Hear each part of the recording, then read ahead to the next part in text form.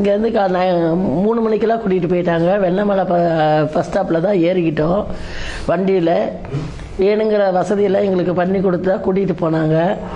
அங்கே போனோன்னே காலையில் 7:30 மணிக்கெல்லாம் சாரை பார்க்கணுன்னு சொல்லி சாப்பாடு வாங்கி கொடுத்துட்டு தான் 8:30 மணிலேருந்து உட்காந்துருந்தோம் அவரை பார்க்கறதுக்கு. ஒவ்வொரு குடும்பமாக பார்க்கறதுக்கு கொஞ்சம் டைம் ஆயிடுச்சு. நாங்கள் பார்க்கும்போது கரெக்டாக 11:30 மணி இருக்கும். 11:30லேருந்து 12:30 மணிக்கு பார்த்தோம். நாங்கள் பார்த்துட்டு அவங்களுக்கு ஃபஸ்ட்டு எடுத்தோடனே உள்ளார போனோடனே என்னை மன்னிச்சுக்கோங்கன்னு தான் சொன்னார். கேன்சலாக உள்ளார யாருக்கும் அவங்களுக்கு இடம் இல்லை. அவருக்கு பாடி கார்டோ செல்லோ வீடியோவோ எச்சொலியும் கிடையாது அவர்கிட்ட. நாங்கள் போய் அவரை அடித்தா கூட யாரும் கேட்கக்கூட ஆள் கிடையாது. அந்த அளவுக்கு அவர் ஃப்ரீயாக தான் இருந்தார். எங்களை உட்காருங்க, என்னை மன்னிச்சுக்கோங்க ஃபஸ்ட்டு அப்படின்னு தான் கேட்டார்.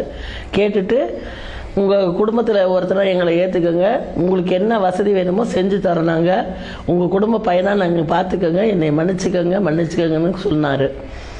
அதுக்கப்புறம் என் பையனுக்கு தான் நாங்கள் கண்ட்ரோல் பண்ண முடியல. என் பிள்ளைகள்லாம் பார்க்கணுன்னு நினச்சதுனால தான் கூட்டிகிட்டு போனோம்.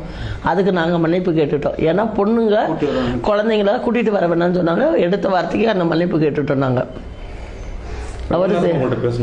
எங்கள்கிட்ட 1 மணி நேரத்துக்கு பக்கம் பேசினாங்க. நாங்களாக தான் வெயிட்டிங் பண்ணுறாங்க சார், நாங்கள் கிளம்புறோம் அப்படின்னு சொல்லிட்டு தான் வெளியே வந்தோம். அவருக்கெல்லாம் போகணும்னு சொல்கிறதுக்கு மனசு வரல. ஒவ்வொரு குடும்பத்தையும் அவர் பார்த்துட்டு அவர் 6 மணிக்கெல்லாம் மண்டபத்தை விட்டு வெளியே வரணும், அடுத்த மண்டபம் புக்கிங் ஆகிருக்குன்னு நாங்களாக தான் வெளியே வந்துட்டோம். யாரும் சொல்லவெல்லாம் இல்லை, வெளியே போங்கன்னு சொல்லவும் இல்லை.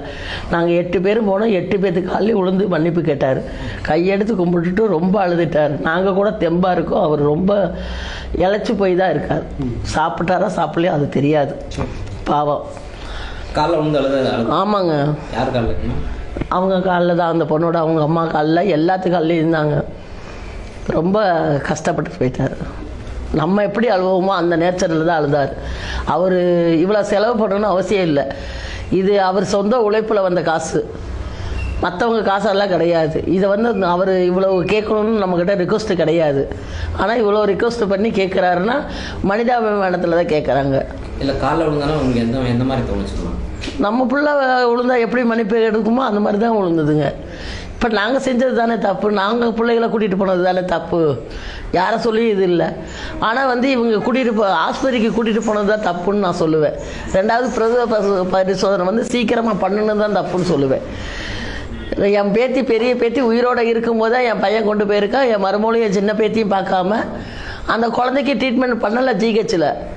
இன்னமும் நீங்கள் போய் பார்த்தீங்கன்னா ஜிஹெச்சில் இன்னும் பண்ணாமல் தான் இருக்காங்க. ஹாஸ்பிட்டலில் என்ன ட்ரீட்மெண்ட் இப்போ எடுக்கிறாங்க? மெடிக்கல் காலேஜ் வராதுக்கு முன்னாடி இருந்த ட்ரீட்மெண்ட் இப்போ கிடையாது.